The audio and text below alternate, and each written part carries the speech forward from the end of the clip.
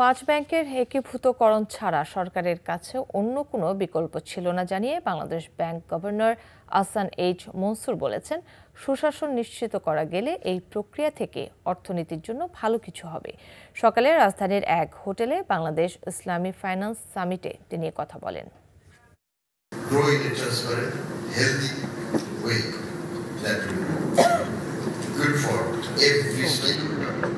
Every stakeholder by that I mean the country as a whole, the depositors, the investors, the shareholders, as well as the professionals like you who are engaged in the sector or associated with the sector.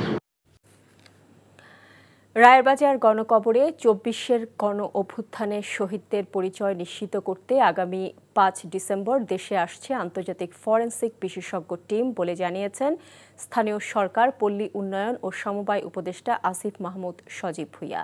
সকালে রাজধানীর রায়েরবাজার কবরস্থানে জুলাই গণ অভ্যুত্থানের শহীদদের কবর জিয়ারত শেষে একথা বলেন তিনি।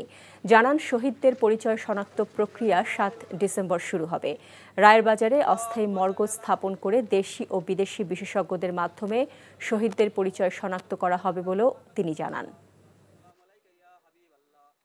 যদিও একটা দীর্ঘ সময় গেছে, তারপরেও আপনারা জানেন যে সরকার ইতিমধ্যে উদ্যোগ গ্রহণ করেছে এবং আগামী ৫ই ডিসেম্বর আন্তর্জাতিক ফরেনসিক এক্সপার্টরা বাংলাদেশে আসবেন এবং আশা করা যাচ্ছে যে ৭ই ডিসেম্বর থেকেই এই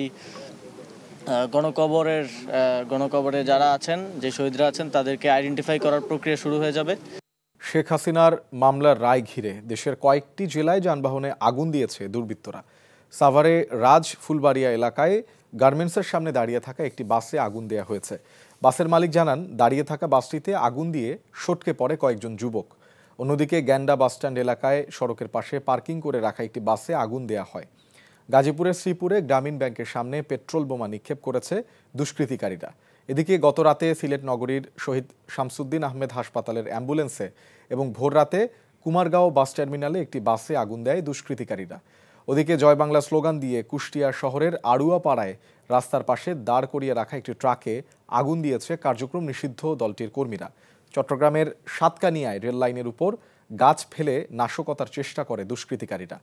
আর মাদারীপুরে ঢাকা বরিশাল মহাসড়কে গাছ ফেলে রাখে দুষ্কৃতিকারীরা। পরে বিএনপি ও জামায়াত নেতাকর্মীরা তা অপসারণ করে। গণঅভ্যুত্থানের মুখে ক্ষমতাচ্যুত প্রধানমন্ত্রী শেখ হাসিনা সহ ৩ জনের বিরুদ্ধে জুলাই আগস্ট হত্যায় মানবতাবিরোধী অপরাধ মামলায় আগামীকাল রায় ঘোষণা করবে আন্তর্জাতিক অপরাধ ট্রাইব্যুনাল, যা বিটিভি ও চিফ প্রসিকিউটর কার্যালয়ের ফেসবুক পেজ থেকে সরাসরি সম্প্রচার করা হবে বলে জানিয়েছেন প্রসিকিউটর MH তামিম। রিপোর্টে আরও জানাচ্ছেন হাসান জাভেদ। জুলাই অভ্যুত্থানে সারা দেশে মারণাস্ত্র এবং হেলিকপ্টার ব্যবহার করে আন্দোলনকারী ও নিরীহ নাগরিকদের হত্যা করা হয়। এ ঘটনায় শেখ হাসিনা, আসাদুজ্জামান খান কামাল ও চৌধুরী আব্দুল্লাহ আল মামুনের বিরুদ্ধে ঊর্ধ্বতন নেতৃত্ব থেকে মানবতা বিরোধী অপরাধ সংগঠন করেছেন বলে অভিযোগ আনে প্রসিকিউশন। সুনির্দিষ্ট 5টি অভিযোগ গঠন করে তাদের বিরুদ্ধে বিচার শুরু হয়েছিল। বৃহস্পতিবার রায়ের তারিখ ঘোষণা করে ট্রাইব্যুনাল। সোমবার জুলাই আগস্ট হত্যায় প্রথম কোনো মামলার রায় ঘোষণা হতে যাচ্ছে। আগামীকালকে যে রায়টি হতে যাচ্ছে এটি সর্বপ্রথম রায়। সিমিলার ম্যাটার, অর্থাৎ জুলাই গণঅভ্যুত্থান চলাকালে যে কয়েকটি অভিযোগ আমরা এই ট্রাইব্যুনালে এনেছি, এই সেম অভিযোগে যদি এই 3 জন আসামির বিরুদ্ধে বাংলাদেশের অন্য কোনো আদালতে কোনো মামলা চলে থাকে, সেগুলো আর চলবে না। কারণ এটা আমাদের কনস্টিটিউশনাল রাইটস, প্রত্যেকটি নাগরিকের উপরে যে একই অভিযোগে কোনো ব্যক্তিকে দুবার শাস্তি বা দুবার বিচার করা যাবে না। রায়ে যদি ট্রাইব্যুনাল ওনার বিরুদ্ধে শাস্তি প্রদান করেন, তাহলে আমরা আরেকটি কনভিকশন ওয়ারেন্টের আবেদন ইন্টারপোলে আবার পাঠাবো তার বিরুদ্ধে রেড নোটিশ জারির জন্য। তামিম আরও বলেন, আইন অনুযায়ী নারী হিসেবে শেখ হাসিনা কোনো অনুকম্পা পাবেন না। দোষীদের সম্পদ বাজেয়াপ্ত করে নিহত ও আহতদের পরিবারের কাছে হস্তান্তরের আবেদনও জানায় প্রসিকিউশন। অর্থাৎ রায় প্রদানের ক্ষেত্রে আসামি নারী হোক পুরুষ হোক, তিনি তার অবস্থানে থেকে কি অপরাধ করেছেন সেই অপরাধের গ্র্যাভিটি বিবেচনা করে শাস্তি প্রদান করা হবে। আইনে পরিষ্কার করে বলা আছে যে যদি আসামি পলাতক হয়, তাহলে রায় প্রদানের পর থেকে 30 দিনের মধ্যে উনি আপিল করতে পারবেন, যদি উনি গ্রেফতার হন অথবা উনি ট্রাইব্যুনালে এসে সারেন্ডার করেন। আদারওয়াইজ স্টেট ডিফেন্সের অ্যাপিলেট ডিভিশনে অ্যাপিল ফাইল করার কোনো ইখতিয়ার নেই। এই মামলায় তদন্ত কর্মকর্তা সহ 54 জন সাক্ষী সাক্ষ্য দেন। এরপর উভয় পক্ষের যুক্তি পাল্টা যুক্তির মধ্য দিয়ে গত 23 অক্টোবর মামলার কার্যক্রম সম্পন্ন হয়। হাসান জাবেদ, এনটিভি নিউজ, ঢাকা। ট্রাইব্যুনাল শেখ হাসিনার বিরুদ্ধে যে রায় দেবে তাই কার্যকর হবে বলে মন্তব্য করেছেন স্বরাষ্ট্র উপদেষ্টা লেফটেন্যান্ট জেনারেল অবসরপ্রাপ্ত জাহাঙ্গীর আলম চৌধুরী। দুপুরে বরিশালে এক অনুষ্ঠানে তিনি একথা বলেন। সাংবাদিকগুলো কিন্তু এই রায়টা কি হচ্ছে একের কান পাইতে থাকবেন কি রায়টা হচ্ছে। আমার বাহিনীগুলো কিন্তু সবাই ওরকম ভাবে প্রস্তুত আছে, আমরা সবাই প্রস্তুত আছি। ট্রাইব্যুনাল কি রায় দেয় তা আমরা তো জানি না, বাট রায় যাই দেয় কার্যকরী হবে এবং এবং জনগণ এবং যার এই হেতু সবাই এটা মেনে নিবে। পরিকল্পিতভাবে কিছু মহল নির্বাচনকে বানচাল করে দেশে অনিশ্চয়তা সৃষ্টি করতে চায় বলে মন্তব্য করেছেন বিএনপি মহাসচিব মির্জা ফখরুল ইসলাম আলমগীর। গণতন্ত্র প্রতিষ্ঠায় সবাইকে ঐক্যবদ্ধ হওয়ার আহ্বান জানান তিনি বলেন, ফ্যাসিস্ট শেখ হাসিনার মামলার রায় ঘিরে আতঙ্ক সৃষ্টির চেষ্টা চলছে, সবাইকে এর বিরুদ্ধে রুখে দাঁড়াতে হবে। হাসান মাহমুদের রিপোর্ট। মজলুম জননেতা মাওলানা আব্দুল হামিদ খান ভাসানীর ৪৯তম মৃত্যুবার্ষিক উপলক্ষে জাতীয় প্রেস ক্লাবে এই আলোচনা সভার আয়োজন করে বিএনপি। আলোচনায় অংশ নিয়ে বিএনপি মহাসচিব মির্জা ফখরুল ইসলাম আলমগীর মাওলানা ভাসানীর জীবন দর্শনের নানা দিক তুলে ধরেন। তিনি বলেন, দীর্ঘ আন্দোলনের মধ্য দিয়ে এদেশের ওপর চেপে বসা ফ্যাসিস্টকে বিদায় দেওয়ার পর অনেক হতাশা অনিশ্চয়তার মধ্যেও নির্বাচনের সম্ভাবনা দেখা যাচ্ছে, তবে এ নিয়ে চলছে ষড়যন্ত্র। এখানে কিছু গোষ্ঠী কিছু মহল আজকে পরিকল্পিতভাবে এই বাংলাদেশে একটা অনিশ্চয়তা সৃষ্টি করতে চায় এবং তারা বিভিন্ন রকম দাবি তুলে নির্বাচনকে ব্যাহত বা বন্ধ বিলম্বিত করতে চায়। এই দেশের মানুষের এখন সবচেয়ে বড় প্রয়োজন যেটা, তারা হচ্ছে একটা নির্বাচিত সরকার যার পিছনে জনগণ থাকবে। ফ্যাসিস্ট শেখ হাসিনার গণহত্যার মামলার রায়কে ঘিরে দেশে কিছু অঘটন ঘটিয়ে আতঙ্ক সৃষ্টির চেষ্টা হচ্ছে বলে মন্তব্য করেন মির্জা ফখরুল। ফ্যাসিস্ট হাসিনার গণহত্যার বিরুদ্ধে যেটা ট্রায়াল হয়েছে রায় বেরোবে, এই নিয়ে একটা চরম আপনার একটা বলা যেতে পারে যে একটা অনিশ্চয়তা, একটা আতঙ্ক সারা দেশে বিরাজ করছে। আমাদের আজকে রুখে দাঁড়াতে হবে। গণতন্ত্র উত্তরণের পথে সব রাজনৈতিক দলগুলোকে ঐক্যবদ্ধ থাকার আহ্বান জানান বক্তারা। Hasan Mahmud, NTV news, Dhaka. আওয়ামী লীগের নাশকতা ঠেকাতে জামায়াত সহ ৮ দল মাঠে থাকবে বলে জানিয়েছেন বাংলাদেশ জামায়াত ইসলামীর সেক্রেটারি জেনারেল মিয়া গোলাম পরওয়ার। দুপুরে রাজধানীর মগবাজারে আল ফালাহ মিলনায়তনে দেশের বিরাজমান রাজনৈতিক পরিস্থিতিতে আন্দোলনরত ৮ দলের নেতৃবৃন্দের সাথে যৌথ সংবাদ সম্মেলনে তিনি বলেন, প্রধান উপদেষ্টার ভাষণে সুষ্ঠু নির্বাচনের আকাঙ্ক্ষা আংশিক পূর্ণ হয়েছে, সম্পূর্ণ জন আকাঙ্ক্ষা পূরণ হয়নি। একই দিনে গণভোট এবং নির্বাচনের ফলে যে সংকট সৃষ্টি হয়েছে তা সরকারকেই দূর করতে হবে বলেও মন্তব্য করেন তিনি। একটি দলকে খুশি করার জন্য প্রশাসনের ঘন ঘন রদবদলের ফলে লেভেল প্লেইং ফিল্ড নিশ্চিত হওয়া নিয়ে সংশয় তৈরি হয়েছে বলে অভিযোগ করেন তিনি। ৫ দফা দাবিতে ৮ দলের আন্দোলন অব্যাহত থাকবে জানিয়ে পরওয়ার বলেন, আন্দোলনের ফলে নির্বাচন প্রভাবিত হবে না, বরং জাতি সংকট থেকে মুক্তি পাবে। জুলাই সনদের আইনি ভিত্তির প্রয়োজনে যে গণভোটটা যখন হবে, এই গণভোটের সংস্কারের পক্ষে আমরা সবাই হা বলবো এবং জাতিকে আমরা হায়ের পক্ষে ভোট দেওয়ার জন্য উদ্বুদ্ধ করব, গোটা জাতি সংস্কারের পক্ষে। আর যদি কেউ এটার বিপক্ষে যায়, জাতি নিশ্চয়ই তাদেরকে প্রত্যাখ্যান করবে। আমরা অতীতের কর্মসূচিতেও মাঠে ছিলাম, এবারেও এই ফ্যাসিবাদের আন্দোলনের কর্মসূচিতে নাশকতার কোনো সুযোগ এ জাতি দেবে না, আগের দিনেও দেয়নি, এটাও কোনো স্থানই পাবে না।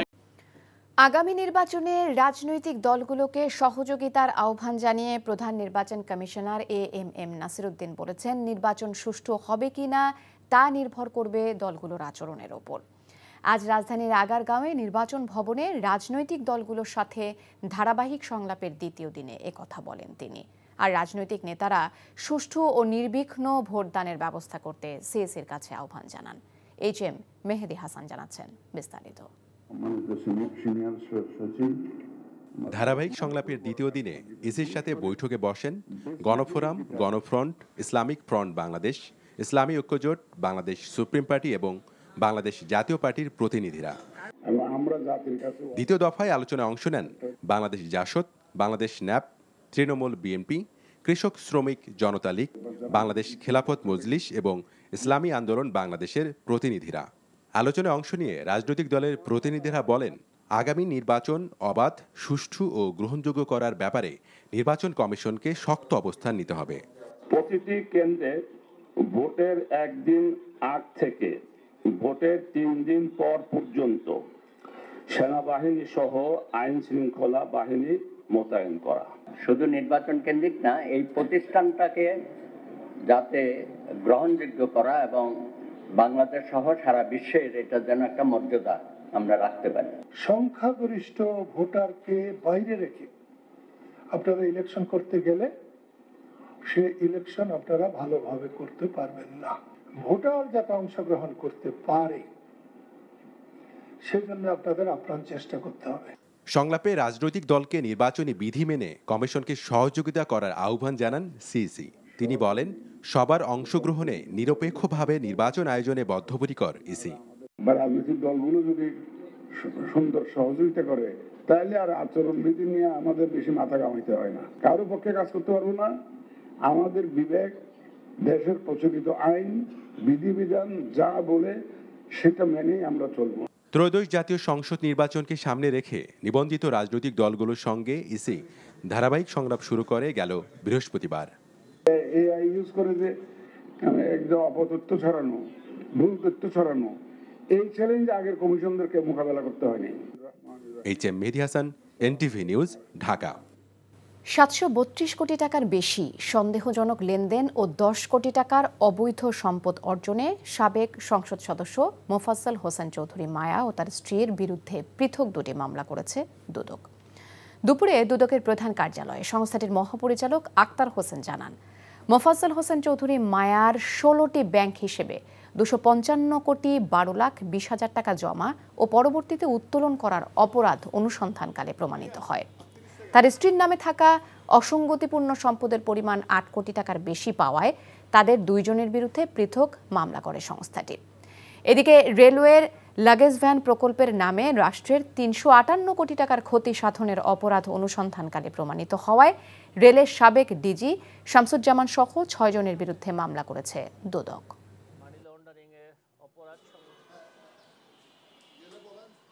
জনাব মোফাজ্জল হোসেন চৌধুরী এর ক্ষমতা অপব্যবহার করে প্রভাব ও আর্থিক সহায়তায় জ্ঞাত আয়ের উৎসের সাথে অসঙ্গতিপূর্ণ 8 কোটি 6 লক্ষ টাকারও বেশি মূল্যের স্থাবর অস্থাবর সম্পদ অর্জন, পূর্বক ভোগ দখলে রাখা এবং নিজ নামে 36টি ব্যাংক হিসাবে অস্বাভাবিক এবং সন্দেহজনকভাবে 111 কোটি 74 লক্ষ টাকারও বেশি জমা এবং সমপরিমাণ অর্থ উত্তোলন পূর্বক অস্বাভাবিক লেনদেন করার অপরাধ অনুসন্ধানকালে প্রমাণিত হয়েছে। ইন্টারন্যাশনাল টেলিভিশন চ্যানেল NTV এবং ইনসাফ বারাকা কিডনি অ্যান্ড জেনারেল হসপিটালের মধ্যে কর্পোরেট চুক্তি স্বাক্ষরিত হয়েছে। রাজধানীর কারওয়ান বাজারে BSSC ভবনে NTVর প্রধান কার্যালয়ে এই চুক্তি সই হয়। চুক্তি অনুযায়ী NTVর কর্মকর্তা কর্মচারী ও তাদের নির্ভরশীলতা হাসপাতালে বিভিন্ন চিকিৎসা সেবায় বিশেষ ছাড় পাবেন।